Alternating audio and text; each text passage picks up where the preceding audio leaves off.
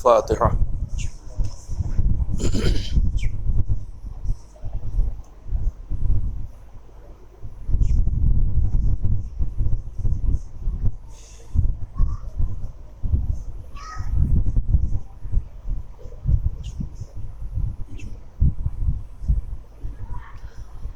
ما شاء الله ولا حول ولا قوة إلا بالله العلي العظيم.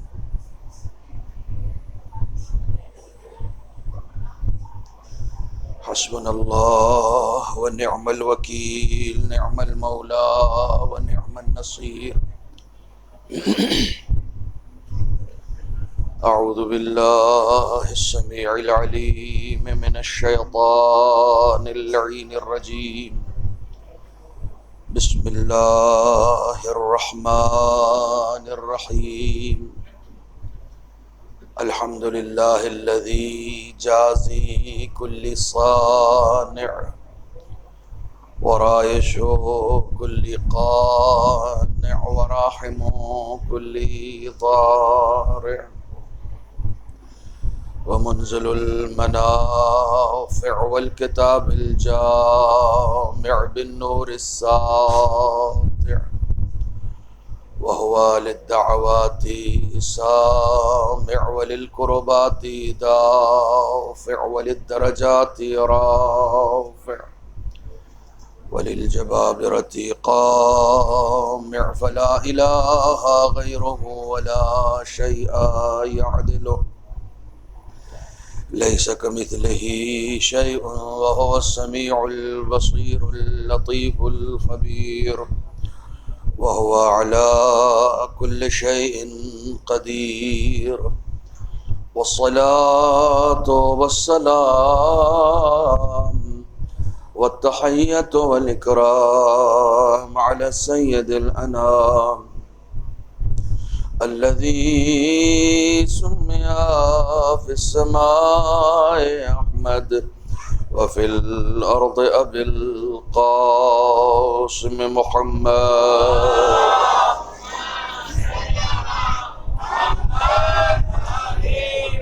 وعلى أهل بيته الطيبين الطاهرين المعصومين المظلومين الذين أذهب الله عنهم الرجس وطهرهم تطهيرا.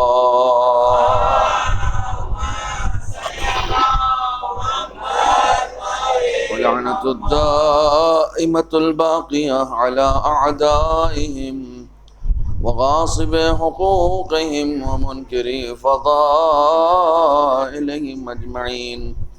أما بعد، وقد قال الله الحكيم في القرآن الكريم: بسم الله الرحمن الرحيم. اقترب للناس حسابهم وهم في غفلة معرضون. صدق الله العلي العظيم.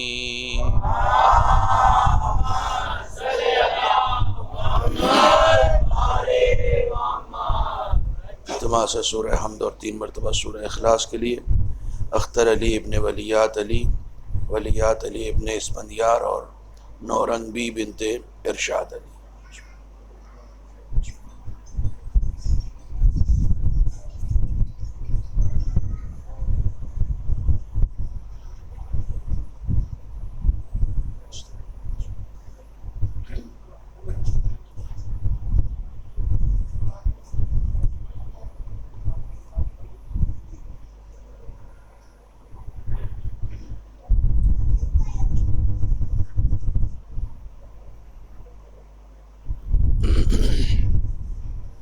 صلوات پڑھیں محمد و آل محمد.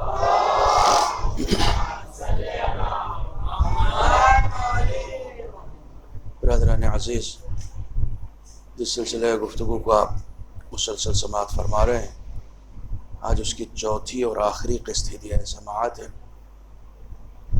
اس بات کے اعتراف کے ساتھ کہ یقیناً موضوع کے حوالے سے جو گفتگو کا حق تھا وہ ادا نہیں ہو سکا، اور چونکہ موضوع اتنا بسیط ہے کہ اس کے لیے یہ 4 یا 5 مجلسیں یقیناً ناکافی ہیں کہ اس موضوع کے تمام ابعاد کا ذکر کیا جا سکے، تمام شقوں کا ذکر کیا جا سکے، تمام پارٹس کو بیان کیا جا سکے۔ لیکن بہرحال جہاں تک خداوند عالم کی جانب سے توفیق نصیب ہوئی، امام حسین کی اس مجلس کے صدقے میں ہم نے یہ کوشش کی کہ اس موضوع کو کم سے کم ذہنوں میں جگہ دی جائے۔ اس وقت عام طور سے ہمارے ہاں مجلسوں کا موضوع ان باتوں کو نہیں قرار دیا جاتا جو ہماری زندگی کا سب سے اہم حصہ ہے۔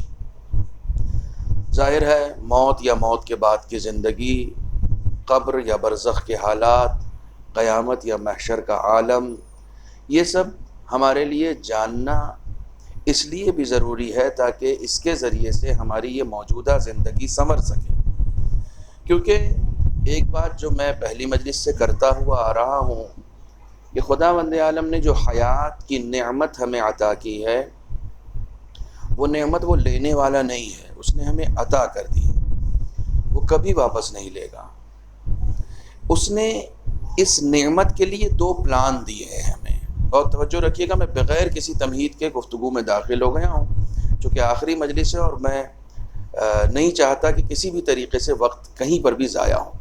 بالکل ابتدا سے میں گفتگو کے متن میں داخل ہو گیا ہوں، اور گزارش یہی ہے کہ بالکل بھرپور توجہ دیجیے گا۔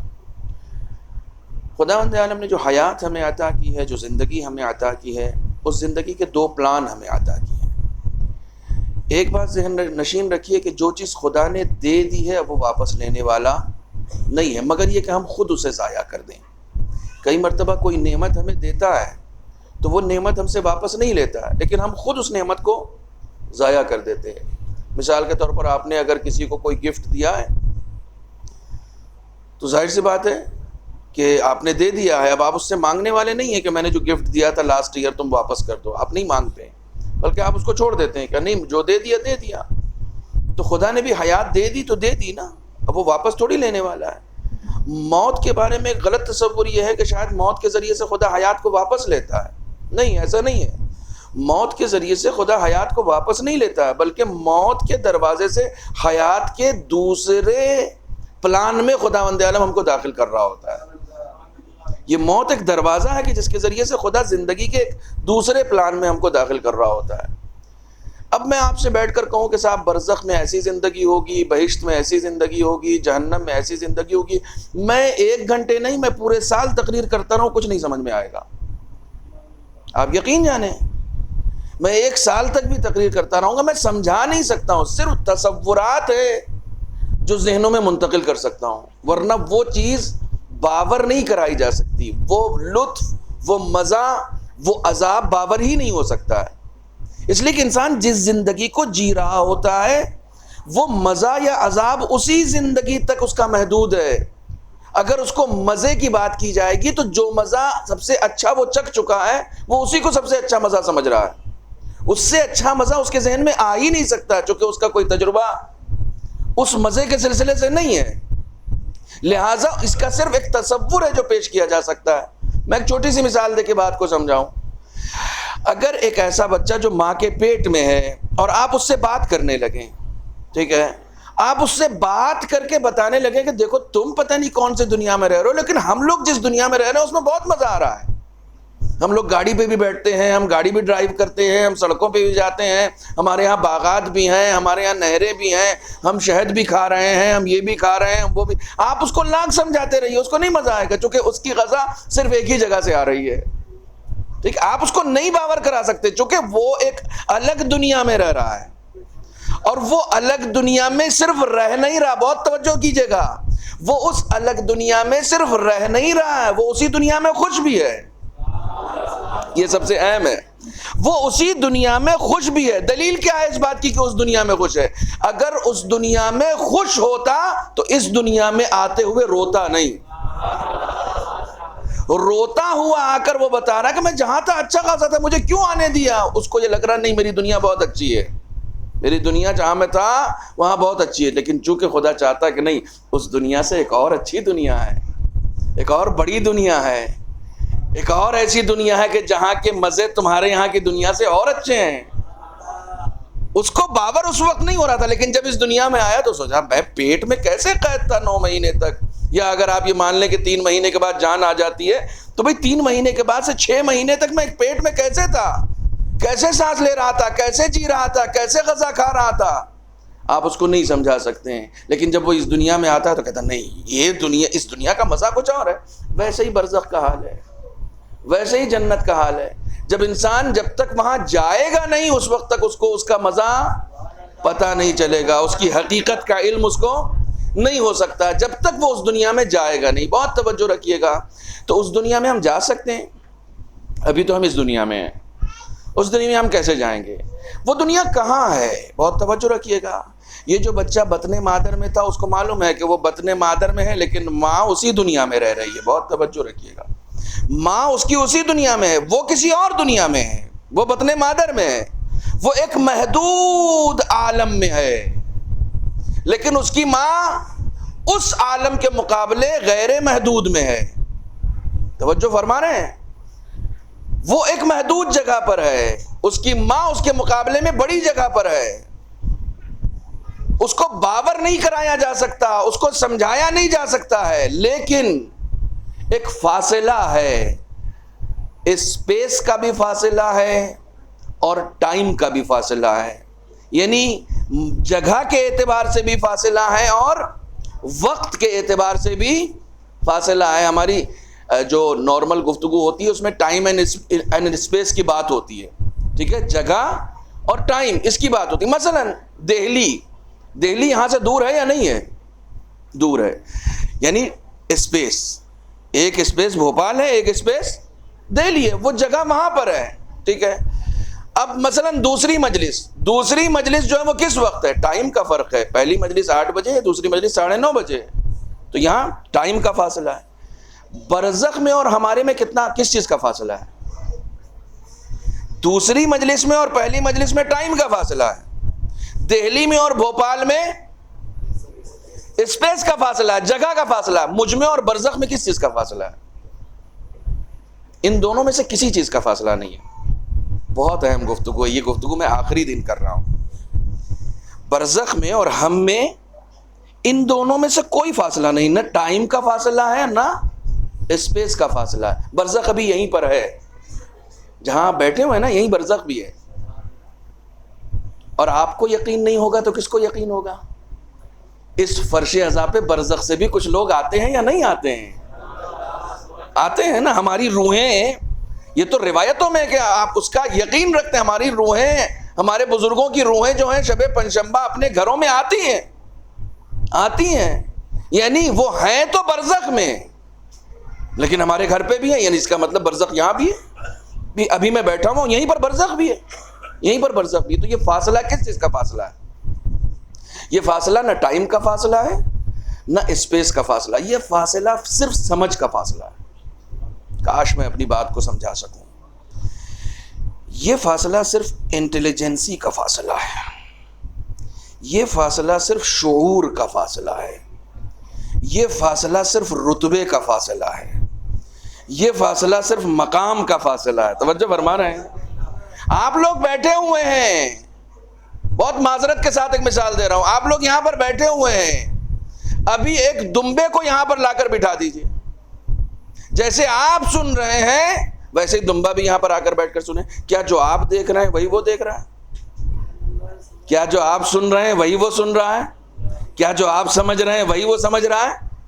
جبکہ مکان کے اعتبار سے وہ وہی ہے جہاں آپ ہیں, ٹائم کے اعتبار سے وہ وہی ہے جہاں آپ ہیں. تو ٹائم اینڈ اسپیس کا فاصلہ نہیں, یہ رتبے کا فاصلہ ہے. آپ اشرف ہیں, وہ کمتر ہے. آپ عالم شعور میں ہیں, اس کے پاس شعور نہیں ہے۔ برزخ کا یہی حال ہے، ایک انسان جب اپنے نفس کی تربیت کرتا ہے تو اس دنیا میں رہتے ہوئے بھی برزخ کو دیکھ لیتا ہے، اس دنیا میں رہتے ہوئے بھی برزخ کو دیکھ لیتا ہے۔ محدث قمی یعنی صاحب مفاتیح الجنان شیخ عباس قمی، وادی السلام قبرستان جو ہے نجف اشرف میں، کہتے ہیں کہ جب وہاں کوئی زیارت کے لیے جائے تو اپنی چھوٹی سی قبر بنا دے تاکہ خداوند عالم اسے بھی اسی قبر میں، اسی قبرستان میں جگہ عنایت کرے۔ انشاءاللہ ہم لوگوں کا مقدر ہو کہ ہم لوگ بھی اپنے ائمہ کے پہلو میں دفن ہو سکیں۔ جو فرمانے یہ دعائیں جو ہیں وہ ہمیشہ کیجئے گا، یہ دعائیں ہمیشہ۔ اور میں ایک دعا اپنے نوجوانوں کو بتاتا ہوں، نوجوانوں کوئی دعا کرو یا نہ کرو، جب بھی مجلسوں میں آؤ، جب بھی ذرا سا تمہیں یہ محسوس ہو کہ تم امام حسین سے کنیکٹ ہو، جب بھی تمہیں ذرا سا محسوس ہو کہ تم خدا کے قریب ہو، تو خدا سے ایک چیز مانگنا، بس کچھ بھی مت مانگنا زندگی میں، خدا سے صرف ایک چیز مانگنا، پالنے والے امام حسین کی نوکری دے دے، پالنے والے امام حسین کی غلامی دے دے۔ اگر یہ مل گیا نا تو یہاں کی بھی بادشاہی مل گئی ہے، وہاں کی بھی بادشاہی مل گئی ہے۔ آپ یقین جانیں، اگر یہ چیز مل گئی کسی کو تو یہاں کی بھی بادشاہی مل گئی ہے اور وہاں کی بھی بادشاہی مل گئی ہے۔ شیخ عباس قمی وادی السلام سے، قبر سے فاتحہ پڑھ کے واپس آ رہے ہیں، اور واپس آتے آتے اچانک انہیں ایک چیخ سنائی دی، اتنی خطرناک چیخ تھی کہ جیسے لوہے کو گرم کر کے اونٹ کی گردن میں ڈال دیا گیا ہو، اور اس کے بعد جب اونٹ چیختا ہے تو کتنی خطرناک آواز ہوتی ہے، یعنی جب اونٹ کو نہر کرتے ہیں نا تو کیسی آواز ہوتی ہے، کہتے اتنی خطرناک چیخ تھی کہ وہ اونٹ کی نہیں تھی، انسان کی تھی، اتنی خطرناک چیخ سنائی دی کہ میرا بدن لرز گیا۔ میں واپس آ رہا تھا وادی السلام سے، پھر چلا گیا، پھر واپس گیا، دیکھا کس طرف سے آواز، لوگوں کا مجمع رہتا ہے ہر وقت وادی السلام میں۔ وادی السلام کوئی ایسی قبرستان نہیں ہے کوئی ایسا کہ جہاں پر کوئی نہ رہتا ہو، وہاں ہر وقت لوگ زیارت کے لیے آتے رہتے ہیں۔ کیا دیکھا لوگوں کا ایک ہجوم ہے، سب کچھ ہے۔ کہتے ہیں اچانک اسی دوران مجھے دوسری آواز سنائی دی، یعنی وہی چیخ دوبارہ سنائی دی، تو مجھے یہ محسوس ہوا کہ یہ لوگ جتنے یہاں پر ہیں وہ نہیں سن رہے ہیں، صرف میں سن رہا ہوں۔ ٹائم کے اعتبار سے وہ لوگ وہیں تھے، اسپیس کے اعتبار سے بھی وہیں تھے، لیکن وہ برزخ کو نہیں دیکھ رہے تھے، شیخ عباس قمی دیکھ رہے تھے۔ انسان اپنے مرتبے کو بلند کر لیتا ہے تو اسی دنیا میں برزخ کو دیکھ لیتا ہے۔ تو انہیں وہ اس قبر کی طرف گئے جس قبر سے وہ آواز آ رہی تھی، سمجھ گئے کہ یہاں پر عذاب ہو رہا ہے، عذاب کے فرشتے آئے ہوئے ہیں، اور وہ چیخ انسان ان کانوں سے تو نہیں سن سکتا ہے، لیکن اگر اس کی روح بالیدہ ہوگی، اس کی روح پاکیزہ ہوگی، وہ معنوی دنیا کی سیر کرنے کی صلاحیت اپنے اندر اگر پیدا کر لے گا تو وہ اس برزخی چیخ کو بھی سن سکتا ہے۔ بہت سارے ایسے لوگ ہیں، آیت اللہ دستغیب شیرازی کا نام آپ نے سنا ہوگا، ان کے استاد ہے انصاری حمدانی، آیت اللہ انصاری حمدانی، بہت بزرگ شخصیت تھے، بہت بزرگ شخصیت تھے۔ ظاہر سی بات ہے کہ ان کے ایک شاگرد کا نام ہے آیت اللہ دستغیب شیرازی، یہ خود اپنے آپ میں بہت بزرگ شخصیت تھے۔ آیت اللہ انصاری حمدانی کہتے ہیں کہ ایک دن کسی کی موت ہو گئی ہمارے یہاں، ہمارے محلے میں، وہ کسی بڑا آفیسر تھا ہمارے یہاں کا، یعنی ایران گورنمنٹ کا کوئی بڑا آفیسر تھا، ظاہر ہے انقلاب سے بہت پہلے کی بات ہے، شاہ کے زمانے کی بات ہے۔ تو کہا کہ ایک بڑے آفیسر کی موت ہو گئی تھی، لوگ اس کے تشییع جنازہ میں جا رہے تھے، چونکہ وہ پڑوسی تھا لہٰذا مجھے بھی جانا تھا، تو میں بھی اس تشییع جنازہ میں گیا، تو میں نے کیا دیکھا کہ وہ شخص چیخ رہا ہے، چلا رہا ہے کہ مجھے مت لے جاؤ، مجھے قبرستان مت لے جاؤ۔ وہ خدا سے معافی بھی مانگنا چاہ رہا ہے لیکن بول نہیں پا رہا ہے، اظہار نہیں کر پا رہا۔ کہنے میں اس کو دیکھ رہا تھا کہ وہ اپنے ہی جنازے میں ساتھ ساتھ چل رہا تھا، میں اس کو دیکھ رہا تھا، میں اس کو دیکھ رہا تھا کہ وہ کس طریقے سے، یعنی خود اپنے جنازے میں چل رہا، لیکن بہت سرگرداں، بہت پریشان، بہت برا حال ہے، خدا سے فریاد کرنا چاہتا ہے لیکن نہیں کر پا رہا تھا۔ میں سمجھ گیا چونکہ اس نے جتنی زندگی گزاری اتنے ظلم کے ساتھ گزاری تھی، آفیسر تھا، اپنے آفیسر ہونے کا اس کو بڑا غرور تھا، اپنے حاکم ہونے کا اس کو اپنے علاقے میں بڑا ہی غرور تھا۔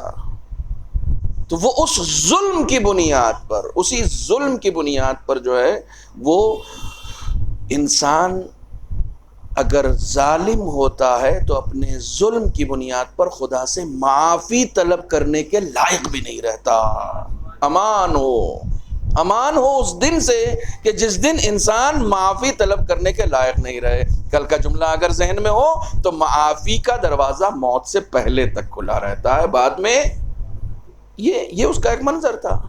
اب وہ معافی مانگنا چاہ، لیکن اب چونکہ مر چکے ہو نا تم۔ اب آیت اللہ حمدانی انصاری حمدانی کی آنکھ کھلی ہوئی ہے، برزخی آنکھ کھلی ہوئی، وہ دیکھ رہے ہیں اس منظر کو، وہ اس منظر کو دیکھ رہے ہیں کہ کس طریقے سے وہ پریشان حال ہے۔ جو بھی اس مجلس میں شرکت کر رہے ہیں، خواتین ہوں یا حضرات ہوں، ہمارے جتنے مرحومین اس دنیا سے گزر چکے ہیں، خداوند عالم بحق شہدائے کربلا سب کی مغفرت فرمائے، سب کے درجات کو بلند فرمائے، امام حسین کی خاص عنایتیں ان کا مقدر فرمائے۔ صلوات پڑھیں محمد و آلہ۔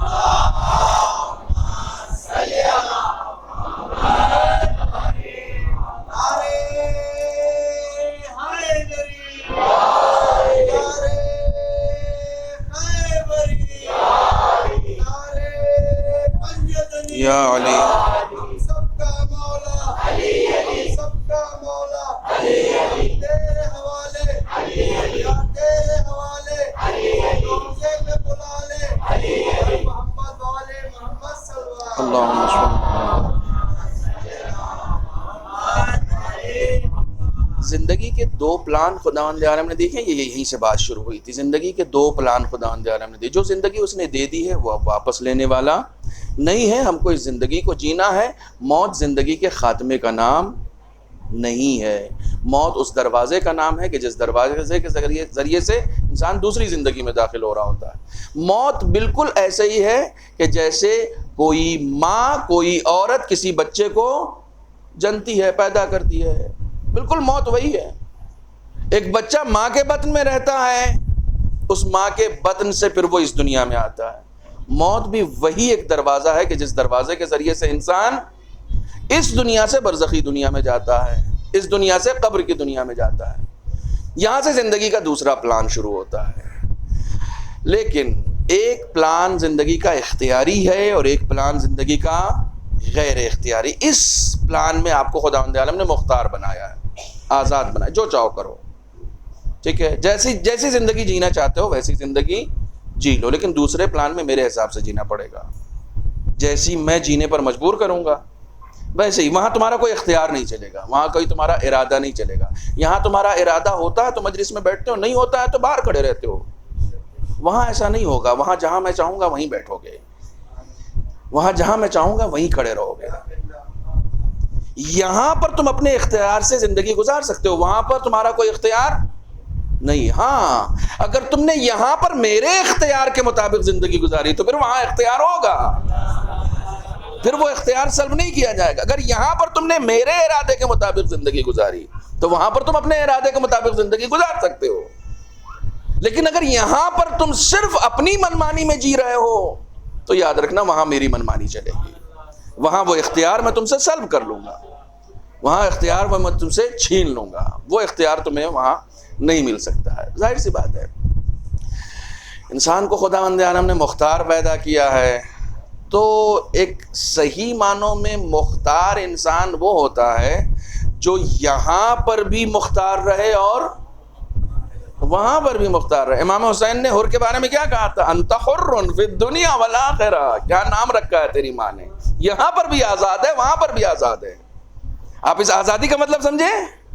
یعنی یہاں پر تو آپ آزاد ہیں، لیکن اگر یہاں پر آپ کی آزادی میں خدا کی معصیت ہوگی تو وہاں آپ کی آزادی سلب کر لی جائے گی۔ امام حسین نے کہا حر نے ایسی زندگی گزاری کہ یہاں پر بھی آزاد ہے اور وہاں پر بھی آزاد رہے گا۔ یعنی جو یہاں خدا کے مطابق زندگی گزارے گا وہ یہاں پر تو آزاد ہے ہی، وہاں پر بھی آزاد رہے گا۔ بہت تھوڑی سی محنت کرنی پڑتی، زیادہ محنت نہیں کرنی پڑتی، بہت تھوڑی سی محنت کرنی پڑتی۔ ظاہر سی بات ہے، میں کہہ رہا ہوں تھوڑی سی محنت کرنی پڑتی ہے۔ ایک عورت بغیر حجاب کے چلتی ہے، ایک عورت حجاب کے ساتھ چلتی ہے، کتنا سا فرق ہے، کتنی سی محنت ہے؟ تھوڑی سی محنت ہے نا۔ وہ دوپٹہ جو تم نے اپنے کندھے پر رکھ رکھا وہی دوپٹہ سر پہ رکھ لو، تھوڑی سی محنت ہے، تھوڑا سا فرق ہے، تھوڑا سا فرق ہے. اتنی سی بے حجابی کا عذاب اتنا سخت ہے کہ تم اسے صبر نہیں کر سکتے، تم اسے برداشت نہیں، تم میں تحمل نہیں ہے.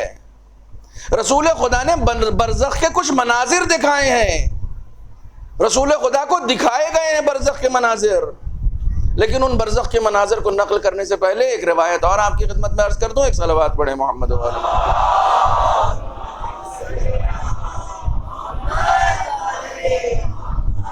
آج آخری مجلس ہے اور میری آواز بھی تھوڑی سی گرفتہ ہو گئی ہے، کچھ ساتھ نہیں دے رہی ہے، لیکن انشاءاللہ آپ لوگ ساتھ دیں گے تو میں پڑھ لوں گا. ایک صلوات اور پڑھیں محمد و آل محمد.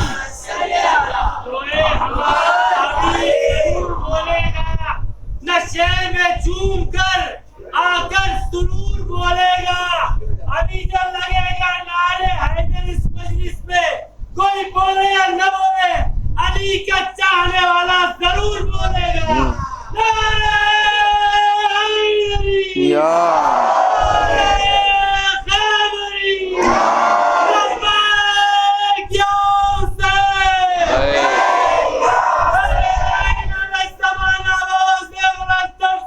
اللہ.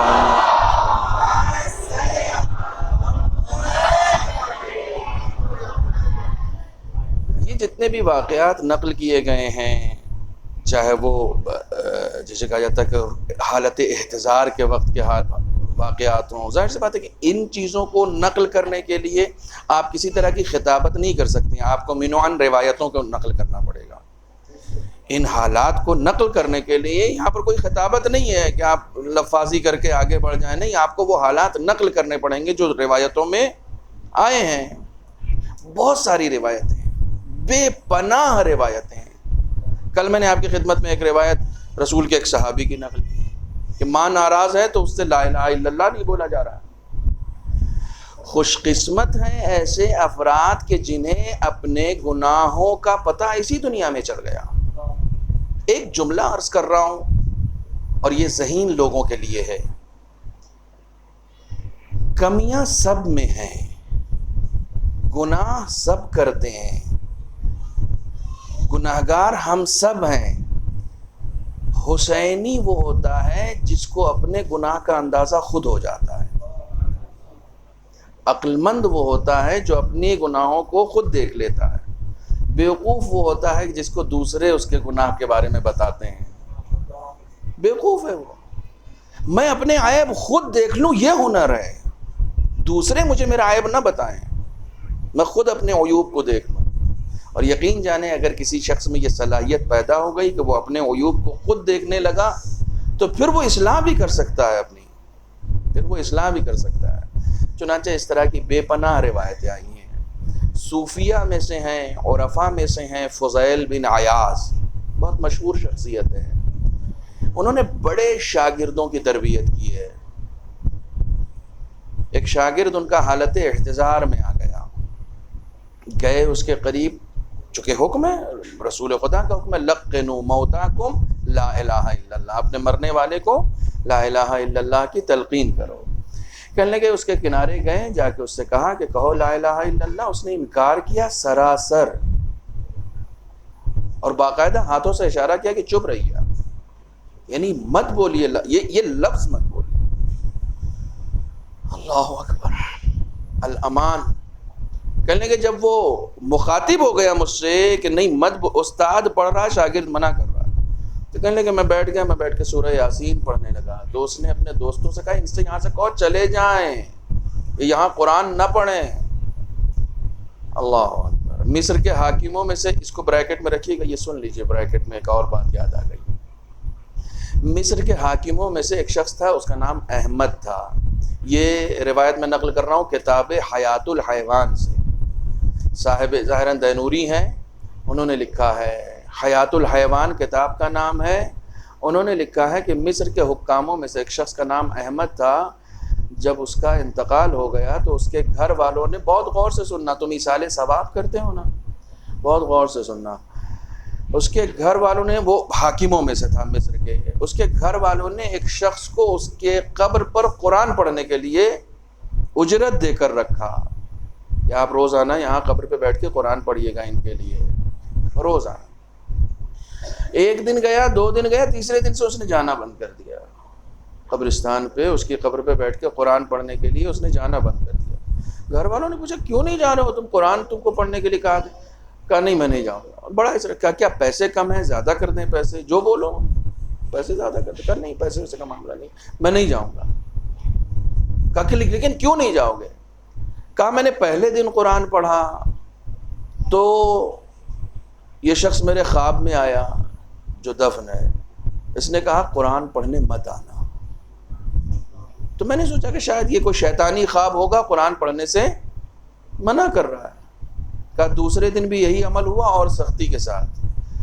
تیسرے دن کہتا قبر سے آواز آئی کہ تم کو منع کیا نا کہ قرآن نہیں پڑھو یہاں پر بیٹھ کر، تمہارے قرآن پڑھنے سے مجھے عذاب ہوتا ہے، قرآن پڑھنے سے عذاب ہوتا ہے۔ کہا تم جیسے جیسے قرآن پڑھتے ہو، جن جن آیتوں پہ جاتے ہو، تم نماز کی آیت پڑھتے ہو، مجھے یہاں نماز کے فرشتے جو ہے وہ عذاب میں مبتلا کرتے ہیں۔ تم نے کون کون سی نماز پڑھی؟ تم خمس کی روایت قرآن آیت پڑھتے ہو، یہ پوچھتے ہیں خمس ادا کیا تھا کہ نہیں کیا تھا۔ تم زکوٰۃ کی آیت پڑھتے ہو، یہ کہتے ہیں زکوٰۃ ادا کیا تھا یہ نہیں کیا تھا۔ تم ظلم کی آیت پڑھتے ہو، یہ کہتے ہیں ظلم کیوں کیا تھا۔ جو آیتیں تم پڑھتے ہو ہر چیز کے بارے میں مجھ سے باس پرس ہوتی ہے یہاں پر۔ ہمیں قرآن ایک لمیٹڈ ٹائم تک فائدہ دیتا ہے، ایصال ثواب بھی ہر کس و ناقص کو نہیں ہو سکتا ہے، یاد رکھیے گا، ہر کس و ناقص کو ایصال ثواب بھی فائدہ۔ قرآن کی آیت ہے، یہ خطیبانہ سخن ترازی نہیں ہے۔ یہدی بہی کثیرا یضل بہی کثیرا و یہدی بہی کثیرا، یہی قرآن بعض لوگوں کی ہدایت کرتا ہے، بعض لوگوں کو گمراہ کرتا ہے۔ جیسی جس کی ظرفیت ہوتی ہے ویسا ہی کام کرتا ہے۔ کسی کی ظرفیت میں قرآن ہے تو فائدہ کرے گا، کسی کی ظرفیت میں قرآن نہیں ہے تو یہی قرآن عذاب کا سبب بن جائے گا، یہی قرآن عذاب کا سبب بن جائے گا۔ چنانچہ اپنے آپ کو پاکیزہ کرنا پڑے گا، اور اسی دنیا میں کرنا پڑے گا، بعد میں پاکیزہ ہونے کے کوئی چانسز نہیں ہیں۔ انشاءاللہ ہم سب لوگ تیار ہیں نا خود کو پاکیزہ کرنے کے لیے، تو ایک صلوات پڑھیں، صلوات خود پاکیزہ کرتی ہے۔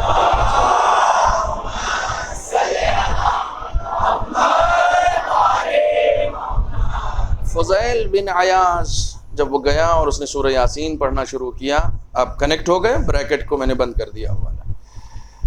اس نے سورہ یاسین کو پڑھنا شروع کیا تو اس کے شاگردوں کے دوسرے ساتھیوں نے کہا کہ نہیں مت پڑھیے نا، یہ منع کر رہا ہے، اس کو اذیت ہو رہی ہے۔ قرآن پڑھنے سے اذیت ہو رہی ہے، قرآن پڑھنے سے اذیت ہو رہی ہے، لا الہ الا اللہ کہنے سے اذیت ہو رہی ہے۔ اللہ اکبر، امان الامان الامان۔ آپ یاد رکھیے، میں ایک جملہ اور بریکٹ میں کہہ دوں، جو شخص امام محمد باقر علیہ الصلوۃ والسلام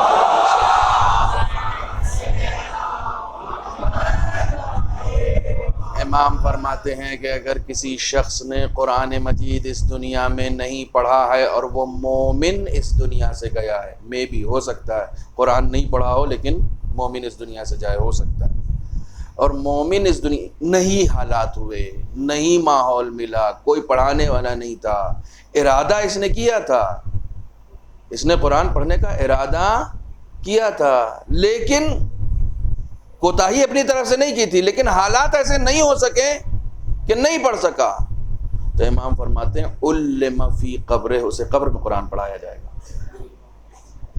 کیوں پڑھایا جائے گا؟ آگے اصول کافی کی روایت ہے، کوئی ادھر ادھر کی روایت نہیں ہے، اصول کافی کی روایت ہے۔ امام فرماتے ہیں علم فی قبر، اسے قبر میں پڑھایا جائے گا۔ کیوں پڑھایا جائے گا؟ کیونکہ آخرت میں انسان کے درجات قرآن کے اوپر ڈیپینڈ کرتے ہیں۔ جتنا وہ قرآن پڑھتا جائے گا، فرشتے کہیں گے اقرا فرفا، پڑھتے جاؤ چڑھتے جاؤ، یعنی بلندی تمہیں قرآن پڑھنے کی بنیاد پر ملے گی، جتنا تم قرآن پڑھو گے اتنا زیادہ تمہیں بلندی ملے گی۔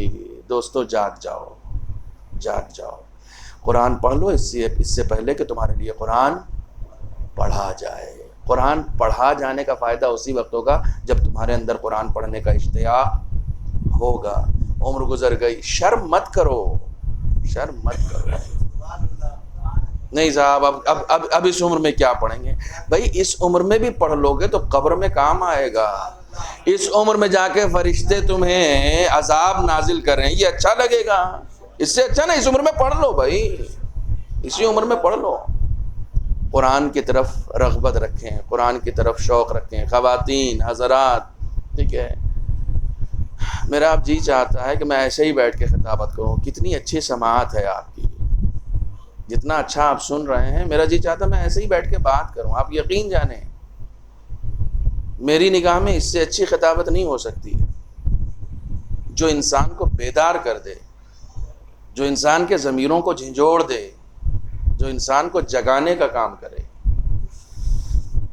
آخر میں وہ اٹھ کے چلے آئے اس کے پاس سے، جناب فضیل بن عیاض اس کے پاس سے اٹھ کے چلے آئے. بعد میں معلوم ہوا اس کی موت ہو گئی. 1 ہفتہ اس بات کو گزر گیا، دیکھا فرشتے بال پکڑ کے کھینچ کر لے کر جا رہے ہیں.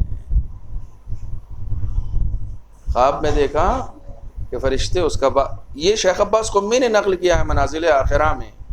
منازل آخرہ میرے پاس ہے، ہندی میں بھی ہے، اردو میں بھی ہے، انگریزی میں بھی ہے، جس زبان میں چاہو گے ہے. پڑھ لو ایک بار، 150-200 صفحے کی کتاب ہے، بہت چھوٹی سی، ضرور پڑھو اس کو، ضرور پڑھو. شیخ عباس قمی نے نقل کیا ہے، کہتے ہیں انہوں نے خواب دیکھا کہ اس کو بال پکڑ کے فرشتے، عذاب کے فرشتے جہنم کی طرف کھینچ کر لے کر جا رہے ہیں. کہنے لگے راستے میں نے روکا، کیا ہو گیا تم، کیا ہوا، تم کہاں جا رہے ہو؟ تم تو میرے اچھے شاگردوں میں تھے، یہ کہاں لے کر جا رہے ہیں؟ قرآن پڑھنے سے انکار کیا، سورہ یاسین سے تمہیں نفرت ہو گئی تھی، لا الہ الا اللہ نہیں کہہ رہے تھے. کہا صرف 3 عادتیں میرے اندر تھیں، جس 3 عادتوں کی وجہ سے آج میں اس مقام پر پہنچ گیا ہوں. ہاں، جس کو یہ 3 عادتوں کے بارے میں سننا ہے اس کو صلوات پڑھنا پڑے گا.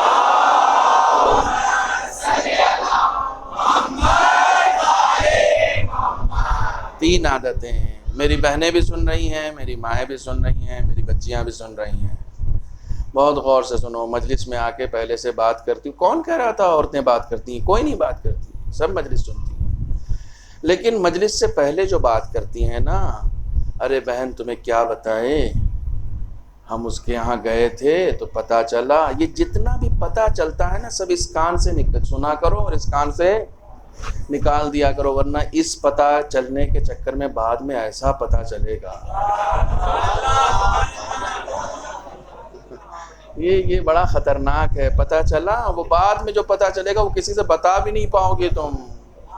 نہیں، آپ سوچ رہے ہیں صرف میں ان سے کہہ رہا ہوں، آپ سے بھی کہہ رہا ہوں، بعد میں کسی سے بتا بھی نہیں پاؤ گے.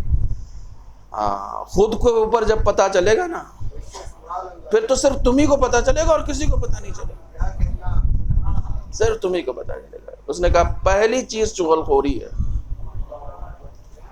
اللہ اکبر. چغل خوری دوسروں کی زندگی برباد کر دیتی ہے. تمہیں حق نہیں ہے کسی کی زندگی کو برباد کرنے کا، تمہیں حق نہیں.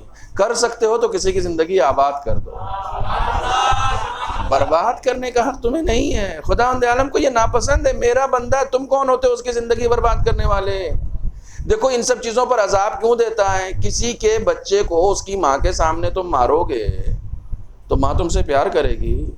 ایک ماں اپنے بچے سے جتنا پیار کرتی ہے نا، اس سے کہیں زیادہ خدا اپنے بندے سے پیار کرتا ہے. تم اس کے بندے کا فیوچر خراب کرو گے، وہ برداشت کر جائے گا. اسے پسند ہی نہیں ہے، اسے پسند ہی نہیں ہے. اس کی مخلوق ہے. خدا کی محبت کو اگر سمجھنا ہے نا کہ خدا تم سے کتنا پیار کرتا ہے، خدا تم سے کتنی محبت کرتا ہے، تو صرف اپنے ماں باپ کو دیکھ لو نا.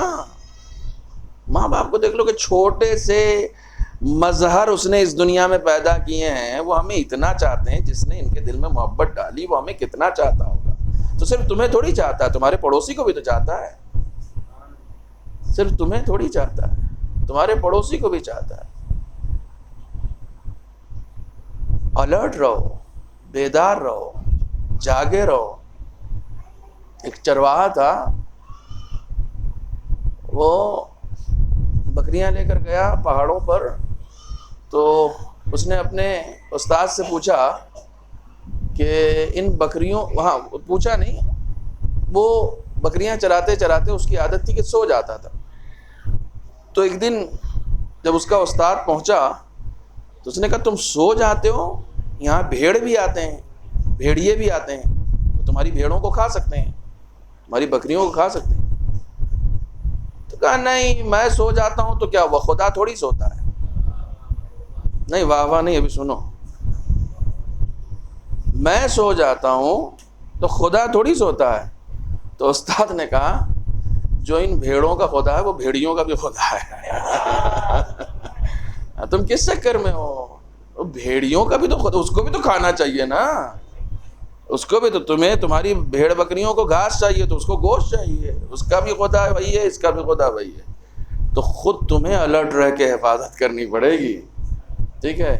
خود تمہیں بیدار رہنا پڑے گا، تمہیں بیدار رہنا پڑے گا، تمہیں جاگ کے رہنا پڑے گا. پہلی چیز ہے چغل خوری، جس سے آپ دشمنی بھی کرتے ہیں. رسول اکرم صلی اللہ علیہ وآلہ وسلم سے پوچھا گیا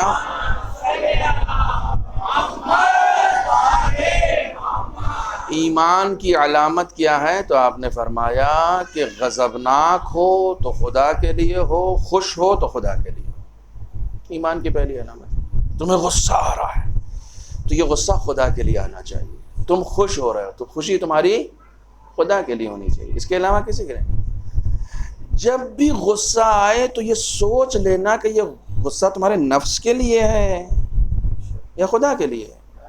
کئی مرتبہ انسان اپنے غصے میں اپنا گھر برباد کر دیتا ہے.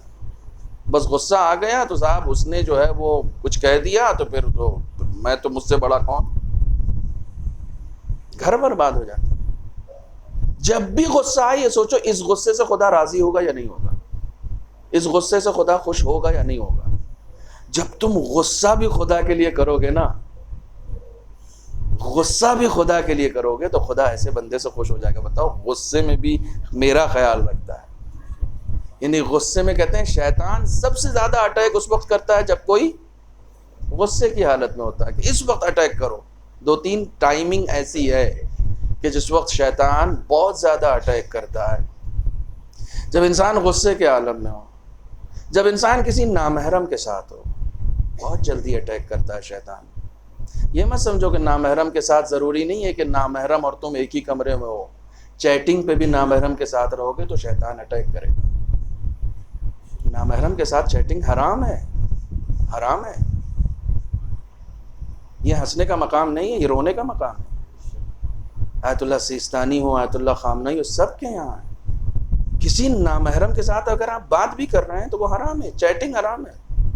کیونکہ سب سے زیادہ شیطان اسی وقت اٹیک کرتا ہے. میرے نوجوانوں، صرف تمہارا مسلمان ہونا ضروری نہیں، اپنے موبائل کو بھی مسلمان کرو. تمہارا موبائل بھی پاک ہونا چاہیے. یہ سوشل میڈیا جو ہے نا، آج ہی میرے پاس ایک کلپ آئی ہے میری ہی. سوشل میڈیا، یہ سوشل میڈیا گناہوں کا اعلی کار ہے. فیس بک میں کوئی چیز تم شیئر کر رہے ہو، واٹس ایپ میں کوئی چیز تم شیئر کر رہے ہو، کسی کے بارے میں غلط بات سن لی اس کو شیئر کر رہے ہو، غیبت کر رہے ہو، چغل خوری کر رہے ہو. زبان سے نہیں بولا ہے، انگلی سے فارورڈ کیا ہے نا. جو سزا زبان کو ملے گی وہی انگلی کو ملے گی. اس کے ذریعے سے فارورڈ کیا ہے نا.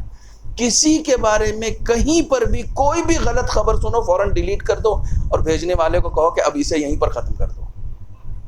خدا وند عالم ستار العیوب ہے، عیب کو چھپاتا ہے. جب کوئی بھی کسی کے عیب کو چھپاتا ہے نا تو خدا وند عالم اس کے عیوب کو اور بھی چھپا دیتا ہے اور اسے عزت دار بنا دیتا ہے. تھوڑی دیر کے لیے تم نے کسی کے تم کو کسی کے بارے میں معلوم ہو گیا، کسی کے بارے میں تم کو معلوم ہو گیا، تم نے کہا اچھا اب بتاتے ہیں اس کو، مجھے تو پتہ چل گیا، اب بتا. سوچ لو، اگر کبھی خدا تمہارے بارے میں یہ سوچ لے، اس کو تو سب معلوم ہے نا، میرے بارے میں سب معلوم ہے. اگر خدا تمہارے بارے میں سوچ لے، ابھی بتاتا ہوں اس کو. جب بھی کوئی کسی بندے خدا کی رسوائی کا سامان کرتا ہے تو وہ خدا سے سیدھے دشمنی مول لیتا ہے. ایک بات یاد رکھیے، جب بھی کسی کی کوئی اہانت یا توہین یا رسوائی کا سبب بنتا ہے وہ اس وقت تک مرتا نہیں ہے جب تک اس دنیا میں رسوا نہیں ہو جاتا. کچھ گناہ ایسے ہیں کہ جن کا عذاب اس دنیا میں بھی ہوتا ہے اور آخرت میں بھی ہوتا ہے. خداوند عالم حدیث قدسی میں فرماتا ہے اگر کسی نے کسی کے اوپر ظلم کیا ہے اور میں اس ظلم کا بدلہ اسی دنیا میں اس سے نہ لوں تو پھر میں ہی ظالم. خدا کہہ رہا فانا ظالم، پھر میں ہی ظالم ہوں. اگر اس دنیا میں بھی لیا جائے گا، اس دنیا میں بھی لیا جائے گا. ایک انتقام جو قاتلان حسین سے لیا گیا ہے وہ تو خدا نے ایک انتقام لے لیا. انہیں طرح طرح کے مرض میں مبتلا کر کے، انہیں خطرناک ترین موت دیکھ کر، اذیتناک ترین موت دیکھ کر، ایک مرتبہ مختار نے اپنے دل کی بھڑاس نکال لی. اس کے بعد بھی ابھی انتقام اسی دنیا کا باقی ہے جو آخری امام لینے والا ہے، اسی دنیا میں. لیکن وہ تو چلے گئے تو کیا ہوا، خدا پھر زندہ کرے گا. کبھی موقع ملا تو ظہور، غیبت اور رجعت کے اوپر مجلس پڑھوں گا. اسی دنیا میں آ کر امام حسین پھر سے حکومت کریں گے 300 سال تک. خدا اس حکومت کا ہمیں حصہ بنائے. پتہ نہیں یہ باتیں ممبروں پر کیوں نہیں بیان کی جاتی. رجعت ہمارا عقیدہ ہے. ابھی حکومت قائم ہونی باقی ہے. ابھی ہماری حکومت آئی کہاں ہے؟ ایک تو چھوٹا سا نمونہ امام کے غلام نے ایران میں دکھایا ہے. چھوٹے سے نمونے سے پوری دنیا طاغوت کے ماتھے پر شکن آ گئی. جب حقیقی حکومت قائم ہوگی تب کیا ہوگا؟ غلام کی حکومت نے تمہارے پسینے چھٹا دیے. آقا کی حکومت کیا حال کرے گی؟ ابھی باقی ہے. انشاءاللہ ہم سب اس حکومت کا حصہ ہیں نا؟ ہیں یا نہیں ہیں؟ کنفیوز ہو تو ایسے ہی تھوڑی نام لکھا جائے گا، تیاری کرنی پڑے گی. انڈین آرمی میں کوئی شامل ہونا چاہتا ہے، صبح صبح دوڑتا ہے، محنت کرتا ہے، ہائٹ بنا رہا ہے، صحت بنا رہا ہے، اتنی محنت کرتا ہے. کیوں انڈین آرمی میں جانا ہے؟ میاں انڈین آرمی میں جانے کے لیے اتنی محنت ہے، امام زمانہ کی فوج میں جانے کے لیے کوئی محنت نہیں. صبح چادر تان کے سوتے رہو گے اور امام زمانہ کے سپاہیوں میں شامل ہو جاؤ گے. مغربین میں بھیڑ ہے، صبح مسجد خالی ہے، امام زمانہ کے سپاہیوں میں شامل ہو گئے. بیٹھ کر غیبتیں کر رہے ہو، امام زمانہ کے سپاہیوں میں شامل ہو گئے. نہیں ہو سکتا. محنت کرنی پڑے گی، محنت کرنی. یہ پتہ نہیں یہاں پر بھوپال میں تو ہوگا ہی. بھوپال بہت بڑا شہر ہے. یہ جو باڈی بلڈنگ بنانے والے جو ہیں، ٹھیک ہے، یہ باڈی بلڈ کرنے والے جو ہوتے ہیں، دیکھو ماشاءاللہ سب بیٹھے ہوئے ہیں، اپنے بازو بنا کے سب ہیں. یہ سب کھانے پینے کا کتنی محنت کرتے ہیں. یہ محنت کرتے ہیں نا، محنت کرتے ہیں نا. صبح صبح اٹھتے ہیں، رننگ مشین پہ دوڑتے ہیں، ویٹ لفٹنگ کرتے ہیں. یہ ساری محنت. اور اس کے بعد ان کا جو گائیڈ ہوتا ہے، یہ نہیں کرو، ایسے نہیں کرو، ویسے نہیں کرو. دنیا بھر کے ان کے اوپر پابندی، یہ مت کھانا، وہ مت کھانا، اتنے دیر تک نہیں سوتے رہنا. کمال ہے. ایک جسم بنانے کے لیے اتنی پابندی جھیل جاتے ہو، روح کی تربیت کے لیے کوئی پابندی نہیں چاہیے. روح کی تربیت کے لیے کوئی یہ نہیں کرو، وہ نہیں کرو، کچھ نہیں. سب ایسے ہی آرام سے ہو جائے گا. نہ بھیا، جسم تو قبر میں دفن ہو جائے گا، جسم تو مر جائے گا، جسم تو مٹ جائے گا. جو مٹ جائے گا اس کو بنانے کے لیے اتنی محنت ہو رہی ہے، تو جو باقی رہے گا اس کو بنانے کے لیے کتنی محنت چاہیے ہوگی. محنت تو کرنی پڑے گی، محنت تو کرنی پڑے گی. آپ محنت سے نہیں بھاگ سکتے. آپ آسانی سے، یہ مولویوں نے جو ممبر پہ بیٹھ کے جنت بانٹی ہے نا، قسم خدا کی، مولویوں نے ممبر پہ، جملہ سن لو، مولویوں نے ممبر پہ بیٹھ کے جنت اتنی سستی کر دی، اتنی سستی کر دی کہ ہمارا نوجوان عمل کی سوچ ہی نہیں رہا. ان کو بلا لو. اتنی سستی جنت کر دی. اچھا، خود بہت مہنگا ہے. وہ جو سستی جنت کر کے جاتا ہے نا، خود بہت مہنگا ہے. اپنی قیمت پوری لیتا ہے، جنت فری میں بانٹ کے جاتا ہے. ہاں، یہ مہنگے والے ذاکرین چھوڑ دو، ورنہ ویسے ہی سستی جنت دیں گے. اور جنت سستی نہیں ہوتی ہے. میرے پاس دلیل ہے اس کی، میں ہوا میں بات نہیں کر رہا ہوں. رسول خدا صلی اللہ علیہ وآلہ وسلم نے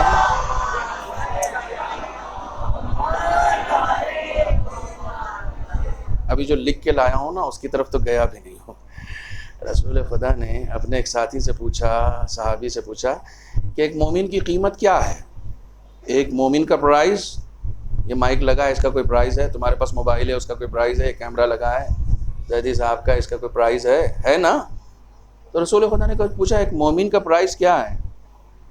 یا رسول اللہ آپ بتائیں. تو رسول خدا نے کہا سب سے کم جنت ہے. ایک مومن کا پرائز جو ہے، ایک مومن کی قیمت جو ہے، سب سے کم قیمت ایک مومن کی کیا ہے؟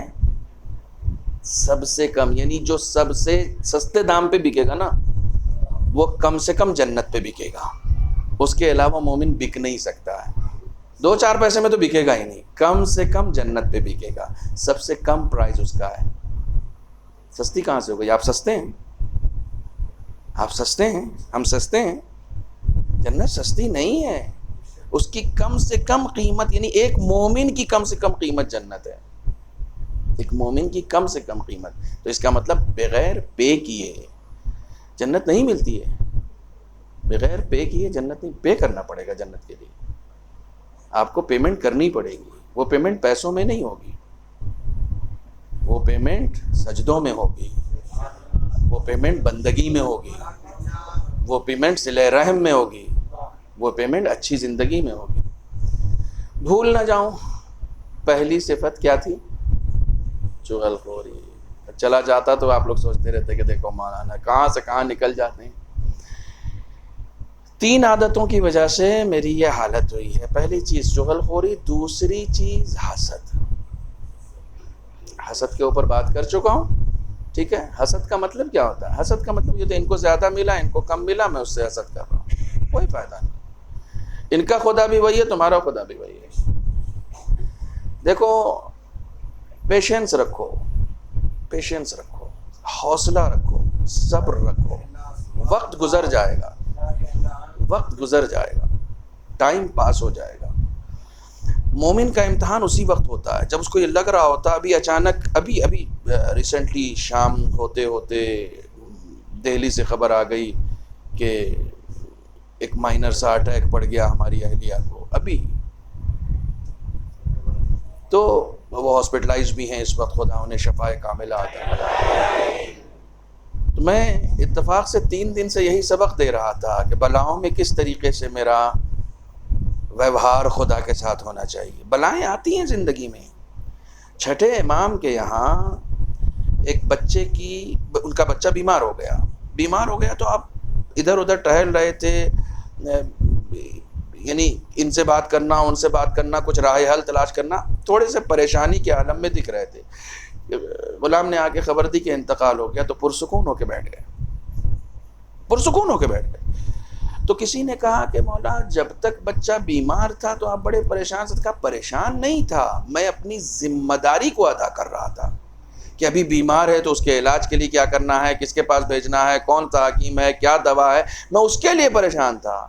کہا لیکن جیسے ہی موت کی خبر آئی تو آرام ہو گیا، کہا قضاء و قدر الہی کو سے واقف ہو گیا کہ اس کو مرنا تھا، تو اب اس کے بعد پھر سکون ہو گیا مجھے کہ ہاں مجھے معلوم ہو گیا نا کہ کیا ہے، اس کا اینڈ کیا ہے، ہو گیا اب ٹھیک ہے۔ اپنی ذمہ داریوں کے لیے پریشان ہو، خدا کی خدائی کے لیے کبھی پریشان مت ہو۔ تمہاری اپنی ذمہ داری کیا ہے، وہ جو اس کی حکمت ہے وہ سامنے آ جائے گی، وہ سامنے آ جائے گی۔ اور یقین رکھو تم سے کوئی بھی چیز ایسی نہیں لی جائے گی جو 10 برابر کر کے نہ دی جائے۔ جب تم یہ یقین کر، تمہارے پاس برزخ ہے کسی کے پاس نہیں، تمہارے پاس قیامت ہے کسی کے پاس نہیں ہے، تم سے کوئی بھی چیز ایسی نہیں لی جا سکتی جس سے تم کو محروم کر دیا جائے، تم کو 10 برابر پلٹا کر دیا جائے گا۔ حسد، چغل خوری، اور تیسری چیز فتنہ انگیزی۔ یہ سب سے بڑا موذی مرض ہے، موذی مرض ہے۔ یہ ایرانیوں کا امام باڑہ ہے، وہ سیدوں کا امام باڑہ ہے، یہ فتنہ ہے، یہ فتنہ ہے۔ اب یاد رکھیے، میں وہاں بھی یہی بات کرتا ہوں، یہاں بھی ایرانیوں کا نہیں ہے، یہ بھی امام حسین کا ہے، وہ بھی امام حسین کا، دونوں امام حسین، ہم دونوں کا مسلک ایک ہے۔ یہاں کوئی نہ رنگ، نہ قوم، نہ قبیلہ، نہ سید، نہ غیر سید، کچھ نہیں، کچھ نہیں۔ ہم سب میں ہوڑ صرف اس بات کی ہونی چاہیے کون کتنی غلامی کرنے کا ہنر رکھتا ہے۔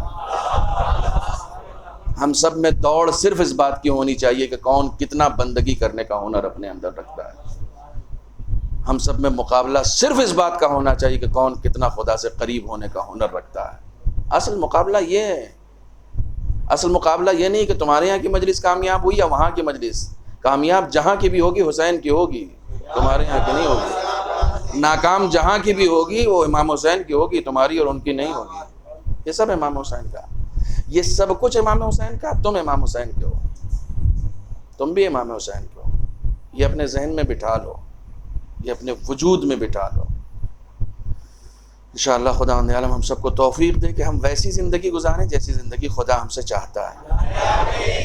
انشاءاللہ پھر کبھی موقع ملا تو آؤں گا، چونکہ آج میرا سفر بھی ہے اور میں اپنے اس وقت کی مہار کے کو چھوڑ نہیں سکتا ہوں، اس کو لگام لگا کے رکھنا پڑے گا، کیونکہ ذرا سا بھی اگر ہم نے چھوڑ دیا تو ٹرین چھوٹ جائے گی۔ اس لیے انشاءاللہ اس گفتگو کو یہیں پر ختم کرتے ہیں۔ انشاءاللہ پھر کبھی موقع ملا تو برزخ کے حالات، یہ موضوع کنٹینیو رہ سکتا ہے، برزخ کے حالات اور قیامت کے حالات، یہ سارے حالات پھر سے بیان ہو سکتے ہیں۔ ویسے بھی موعظہ جو ہے، وعظ و نصیحت جو ہے، اس کا سلسلہ کبھی بند نہیں ہونا چاہیے، اور انشاءاللہ آپ اپنے درمیان علماء کو ٹھیک ہے، ہم جیسے طالب علم کو نہیں، علماء کو بلائیں، علماء کو بلا کر ان سے وعظ و نصیحت لیتے رہیں، اس لیے کہ وعظ و نصیحت سے دل ہمیشہ زندہ رہتا ہے، اور جن کے دل زندہ رہتے ہیں یقیناً کامیابی ان کا مقدر ہوتی ہے۔ بہرحال آج اس سلسلے کی آخری مجلس ہے ہماری، انشاءاللہ پھر کل سے بھی مجلسیں کنٹینیو ہیں، ذاکرین بدل جائیں گے، ذکر نہیں بدلے گا، ہم لوگ چلے جائیں گے، ذکر باقی رہے گا۔ کیوں؟ جناب زینب نے چیلنج کیا تھا، فقد قیدکا وسعسعیکا وناصب جہدکا فواللہ لا تمحو ذکرنا۔ یزید جتنی مکاریاں کرنا ہے کر لے، جتنی چال بازیاں چلنا ہے چل لے، جتنی کوششیں تجھ سے ہو سکتی ہیں کر کے دیکھ لے، فواللہ لا تمحو ذکرنا ولا تمیت وحینا۔ یزید کے دربار میں کھڑے ہو کر علی کی بیٹی نے یزید کی آنکھوں میں آنکھیں ڈال کر چیلنج کیا تھا، زینب خدا کو گواہ بناتی ہے، نہ تو ہمارے ذکر کو مٹا پائے گا، نہ ان چراغ وحی کو خاموش کر پائے گا۔ جب کبھی مجلس میں بیٹھا کرو، دست ادب جوڑ کر شام کا رخ کر کے بی بی کے حضور میں یہ کہا کرو، بی بی چیلنج آپ نے کیا تھا، شکریہ کہ اس ذکر کو زندہ رکھنے کے لیے ہمارا انتخاب کیا ہے آپ نے۔ ہم اس ذکر کو زندہ رکھیں گے، جب تک زندہ رہیں گے اس ذکر کو زندہ رکھیں گے، جب تک زندہ رہیں گے آپ کے بچوں پر روتے رہیں گے۔ جناب زینب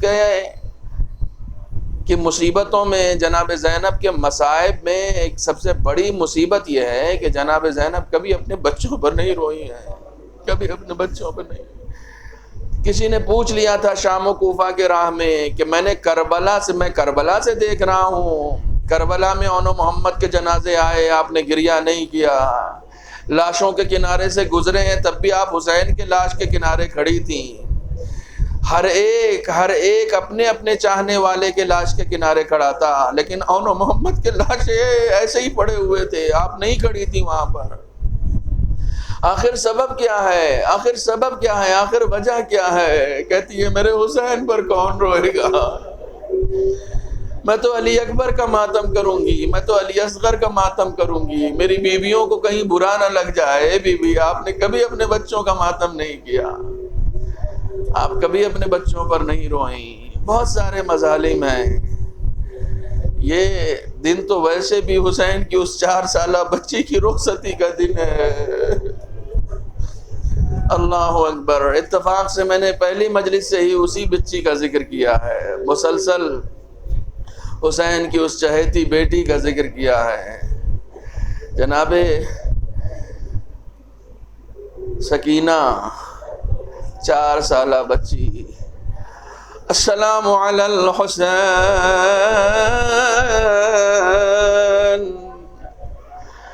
وعلی علی بن الحسین وعلی اولاد الحسین۔ حمید ابن مسلم کہتا ہے جس وقت خیموں میں آگ لگی میں نے بچوں کو دیکھا، کسی کے سر میں آگ لگی تھی، کسی کا دامن جل رہا تھا۔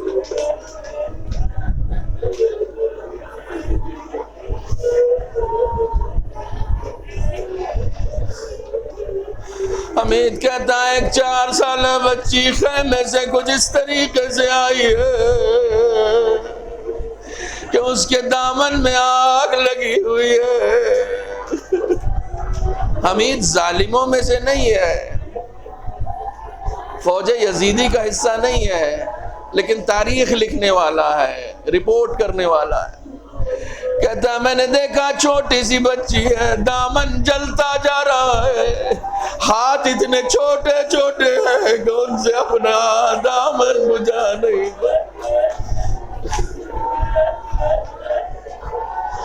حمید کہتا ہے میں اس بچی کی طرف لپکا دوڑا تاکہ اس کے دامن کی آگ بجھا سکوں.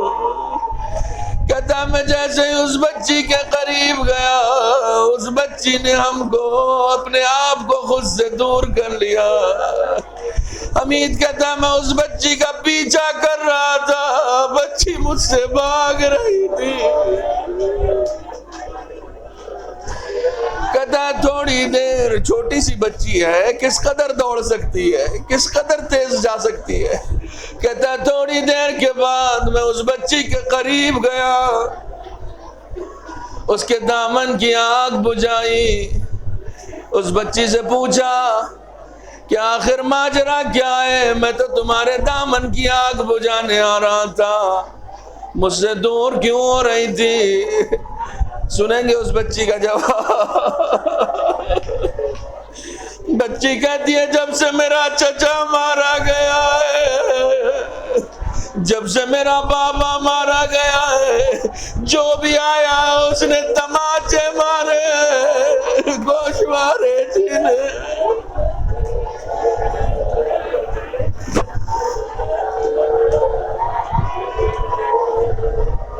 اجرکم علی اللہ، اجرکم.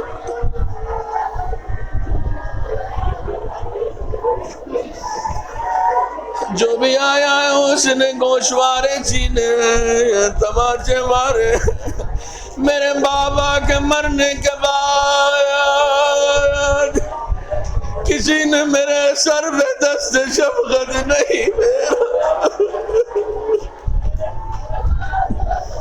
اجرکم علی اللہ، اجرکم علی اللہ، اجرکم علی اللہ. ذرا سوچو یہ 4 سالہ بچی ان وحشتناک مظالم سے کس قدر ڈر گئی ہوگی.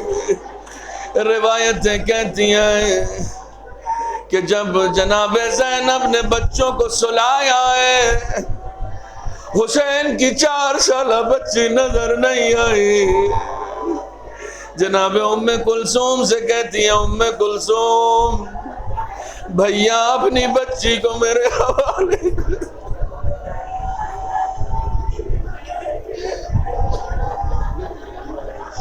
سارے بچے نظر آ رہے ہیں، حسین کی بچی نظر نہیں آتی. چلو قتل گاہ میں اس بچی کو دیکھتے ہیں. ایک طرف جناب ام کلثوم ہے، ایک طرف جناب زینب ہے.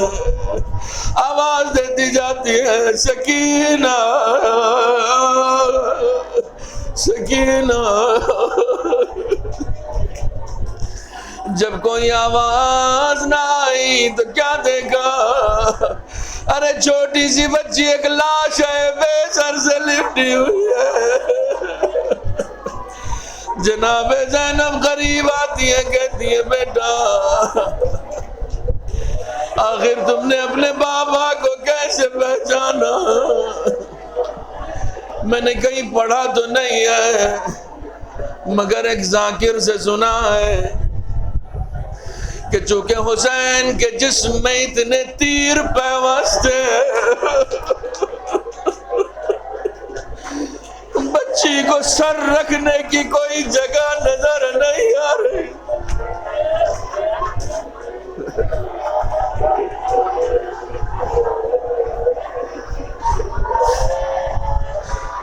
کہتی ہے پھوپھی اماں جب میں بابا بابا کہتی ہوئی میدان میں آئی تو اس لاش بے سر سے آواز آئی الیہ الیہ یا بنیا، بیٹا میں ادھر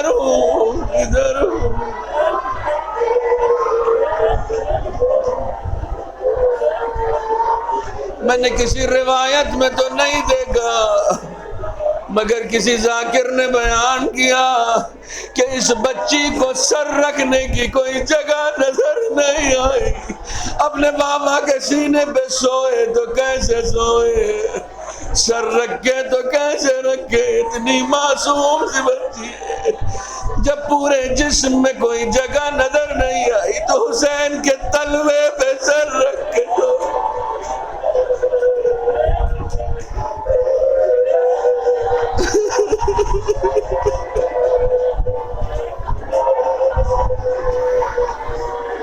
خدا نہ کرے کوئی بچی یتیم ہو, کسی بچی کے سر سے باپ کا سایہ نہ اٹھے. جناب زینب نے بچی کو اٹھایا, کہتی جاتی ہے بیٹا اندھیرے بن میں نہیں سوتے, ارے بابا کا سینہ نہیں ہے تو تیری پھوپھی اپنے سینے میں. اجرکم علی اللہ, اجرکم علی اللہ, اجرکم علی اللہ.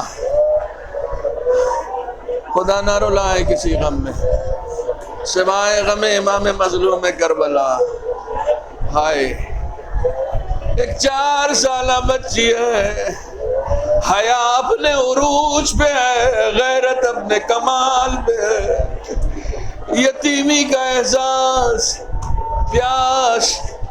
تاریخیں کہتی ہیں خر کے قبیلے والوں نے جب خیمے میں پانی بھیجا, جناب زینب نے کوزے میں پانی نکالا, حسین کی اس بچی کو دیا, کہا بیٹا جب سے تیرا بابا گیا ہے, ارے 3 دن سے پیاسی ہے, لے پانی آ گیا ہے, پانی پی لے. تو فوراً پلٹ کے کہتی ہے پھوپھی اماں آپ کیوں نہیں پیتی, آپ بھی تو پیاسی ہے.